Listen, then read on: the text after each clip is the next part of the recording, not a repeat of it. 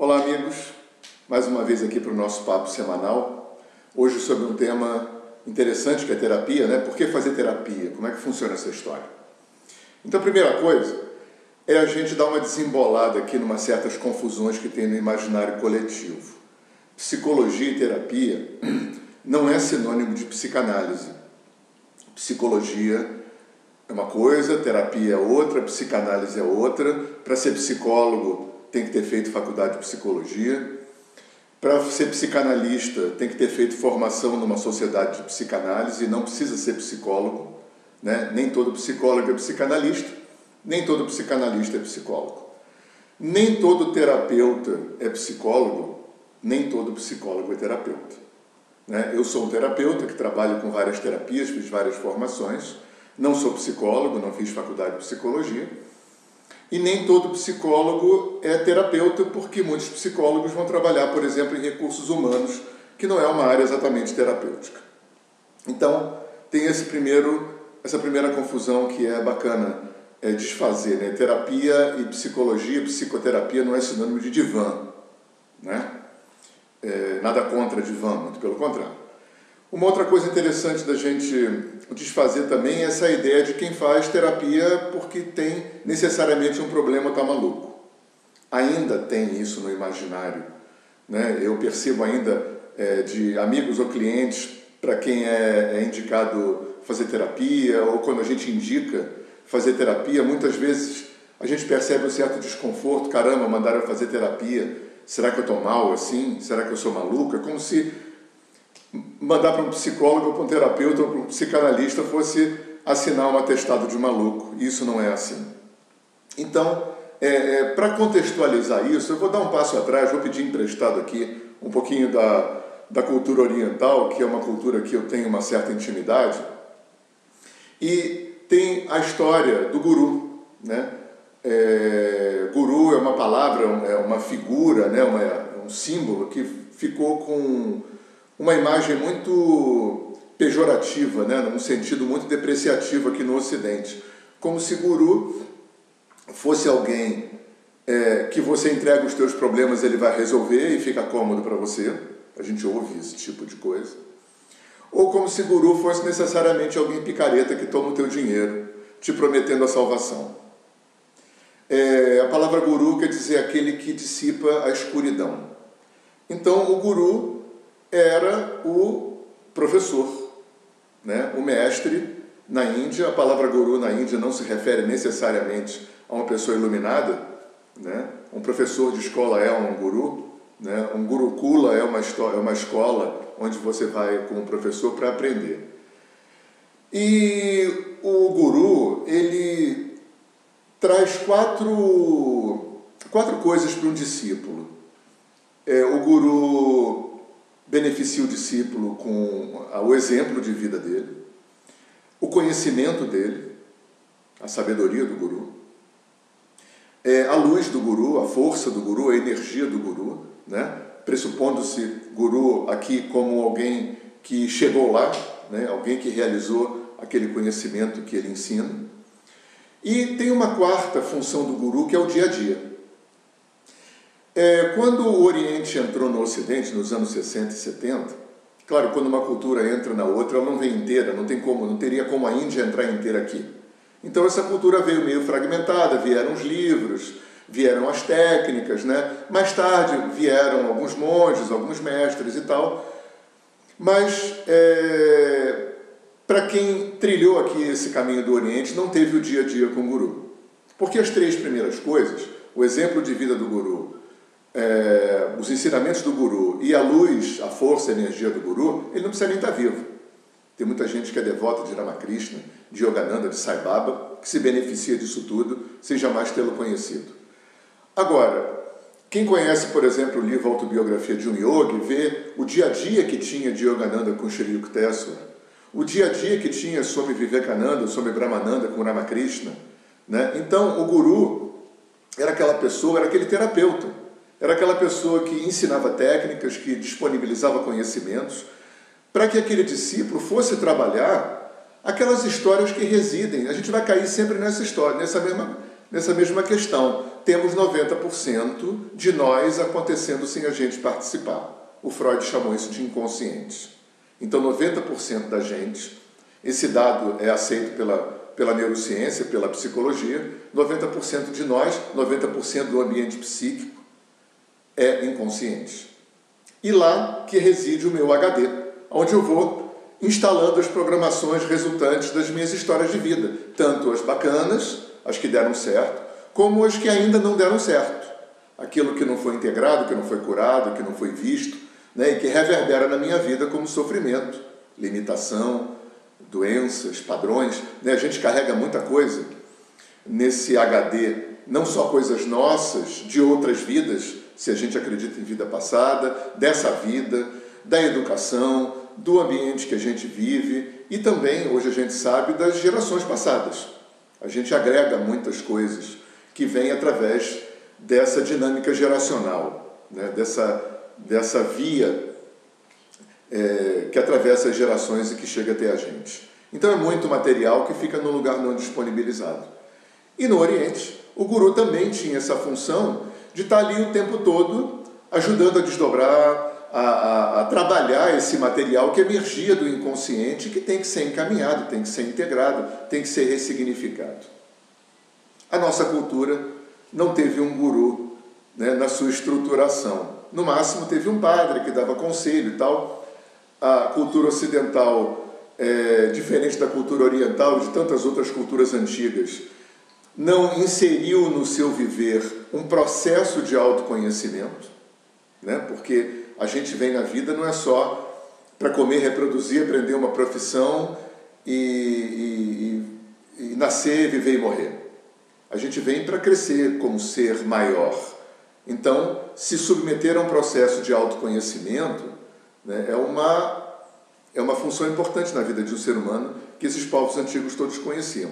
E na nossa cultura, esse processo, como um método, só veio a partir da eclosão da psicologia, principalmente através da manifestação do Freud. Né? A consciência planetária entendeu que nesse processo é importante o dia a dia com alguém que, se não é alguém iluminado como um guru, pode ser um técnico, como um terapeuta, como um psicólogo, como um psicanalista, que é alguém que aprendeu uma técnica, que se habilitou a facilitar um processo, que trabalha em si, que trabalhou e trabalha em si esse processo, né? E que junto com o cliente vai desdobrando e vai fazendo emergir esse material e vai dando um caminho positivo para esse material.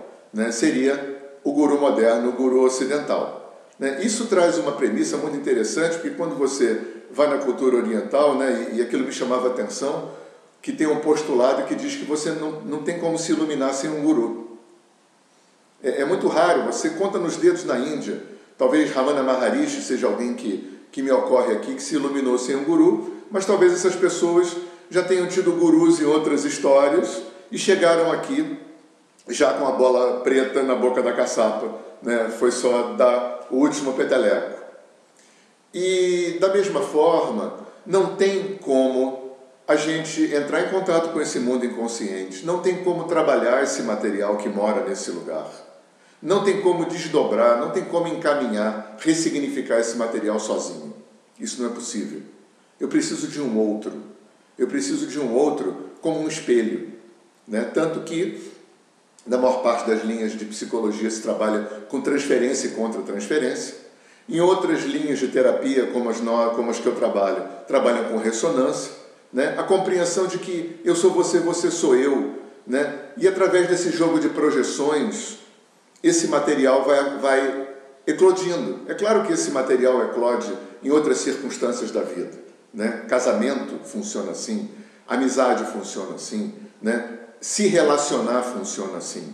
Né? Eu me relaciono, isso no nível mais dos bastidores, né? Eu me relaciono justamente porque através do relacionamento é possível haver essa química com o outro, aonde esse material, através do relacionamento, ele pode emergir. Só que numa relação comum não há uma técnica, não há um conhecimento, não há um ensinamento, não se sabe o que fazer com isso. E normalmente, ainda mais numa cultura como a nossa, onde culpa, culpado e vítima, pecado, pecador, esse tipo de coisa se entranhou nessa digestão, isso criou um fator complicador muito maior. E na maior parte das vezes, a gente fica rodando ali num turbilhão que a gente não consegue sair, num looping eterno, porque a nossa cultura não aprendeu como fazer, até que a psicologia, até que Freud apareceu, e depois Jung, Reich, Maslow, Carl Rogers, Melanie Klein e tanta gente, né, e tantas linhas de psicologia, tantos caminhos maravilhosos, né? Inclusive, uma coisa interessante falar para vocês, em clínica a gente recebe muita gente, e eventualmente eu recomendo às pessoas que façam psicoterapia, que façam um processo periódico, né? De autoconhecimento. Eu falo, você já fez terapia? E eu ouço muito isso. Já fiz uma vez terapia, mas não funcionou. Fiz, mas parei porque não gostei do terapeuta. Fiz, mas parei porque aquele jeito que ele trabalhava eu não gostei, e parou e não aconteceu mais nada. Gente, existem centenas de linhas de psicologia, né? Da psicanálise mais ortodoxa, lacaniana, até a psicologia transpessoal mais doida, xamânica e holística e sistêmica. Existe um cardápio enorme justamente para atender essa diversidade. Existem dezenas de milhares de terapeutas. Fez uma linha de terapia, não gostou, muda. Não gostou de um terapeuta, muda. Porque o que a gente percebe em consultório, na vida, é que muitas vezes, ou na maior parte das vezes, o que a vida quer da gente é caminhar. É aquela coisa de Siddhartha. É no caminho que se encontra. É o exercício de romper a inércia. É o exercício de estar se trabalhando. Isso talvez seja tão ou mais importante do que alguma meta virtual, do que chegar a algum lugar idealizado. É o exercício de caminhar. E ninguém pode fazer pela gente. Terapeuta não pode, guru não pode, ser de luz nenhum pode, santo, animal de poder, orixá, anjo, deus hindu, ninguém pode fazer pela gente o que a gente tem que fazer. Mas esse time de gente física e extrafísica, né, tem um time enorme habilitado para ajudar a gente nesse caminho, quando a gente está caminhando com as nossas próprias pernas. Então, é muito importante, né, que a gente se submeta a um processo de autoconhecimento, né? E eu sempre falo para os meus clientes e para todo mundo, meditação e terapia devia ser uma coisa até subvencionada pelo governo, todo mundo devia fazer. Porque são duas práticas que chegam no mesmo lugar por vias completamente diferentes, né? Meditação é um trabalho mais homeopático, um trabalho mais autógeno, é você com você mesmo, né? De mergulho no inconsciente, de mergulho nas multidimensões. E as psicoterapias são um movimento de cada uma na sua linha, de elaboração, né? Mais dinâmica, mais ativa desses conteúdos. É muito bonito porque, como eu falava, tem centenas de linhas de terapia, e eu trabalho numa linha onde a psicologia se aproximou da transpessoalidade, né? A gente diz de brincadeira que Freud casou com Kardec e pariu, e acabou sendo parida uma série de terapias sensitivas, sistêmicas, holísticas, fenomenológicas, né? Como alinhamento energético, constelações familiares, Theta Healing, frequências de brilho, resgate de alma, psicotranse, tantas terapias que têm essa característica. Por outro lado, terapias corporais, reichianas, bioenergéticas. Então, o cardápio é muito grande, né? A consciência planetária forneceu para a gente, se a gente não teve guru, se a gente há milênios não tem uma tradição de autoconhecimento, de 100, 150 anos para cá, a gente tem um cardápio enorme de possibilidades, né? Para que a gente possa introjetar na nossa vida um método de autoconhecimento, uma via, um exercício periódico de trabalhar esse material que sozinho a gente não consegue, porque ele mora numa dimensão que a gente não acessa. Então, psicoterapia não é para ser bengala, psicoterapia não é para criar dependência. Um bom terapeuta... Eu me lembro de um mestre da Índia que eu conheci, quando a gente perguntava como é que a gente reconhece o guru verdadeiro, e ele dizia: essa pessoa trabalha pela tua independência, pela tua autonomia, então ele é um verdadeiro guru. Se ele trabalha para te amarrar, para te manter, para te prender de alguma forma, né, ele não é um guru indicado para você. Então, o terapeuta também. Né? Fazer terapia, quando bem conduzida, não é para manter você escravo daquilo nem dependente daquilo. É para te instrumentalizar, para te dar ferramentas. Né? Só que, normalmente, esse processo são processos que demandam tempo, porque a quantas vidas a gente vem agregando material? A quantas gerações se vem agregando material? Né? Do ponto zero da nossa vida aqui, né? Quando o espermatozoide do nosso pai encontrou o óvulo da nossa mãe até hoje, quanta coisa aconteceu nos 9 meses de gestação, no momento do nascimento, na escola, os bullying, as perdas, os não reconhecimentos, então, quanta coisa a gente carrega. Então, talvez o que a vida queira da gente é esse exercício de caminhar. Né? E as terapias vêm trazer esse material precioso para a gente. Então, tenha coragem e humildade de se trabalhar, de se expor. Né? A história humana é toda igual, ninguém é diferente de ninguém.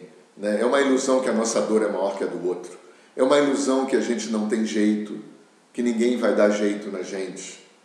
Que um simples ser humano, a gente escuta muito isso, os terapeutas são todos malucos, só quem conheceu o fundo do poço, que pode ajudar alguém, né, que pode dar a mão para alguém para sair do fundo do poço.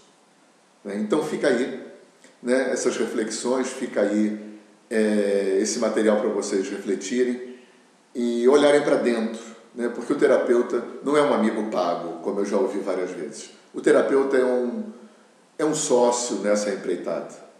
É um cúmplice nessa empreitada não de te ajudar a chegar à iluminação, como era o papel do guru, mas de te ajudar a chegar na humanização, que isso já é coisa benção. Tá bom? Então, um grande abraço para todo mundo. Até lá, até a próxima semana. Namastê.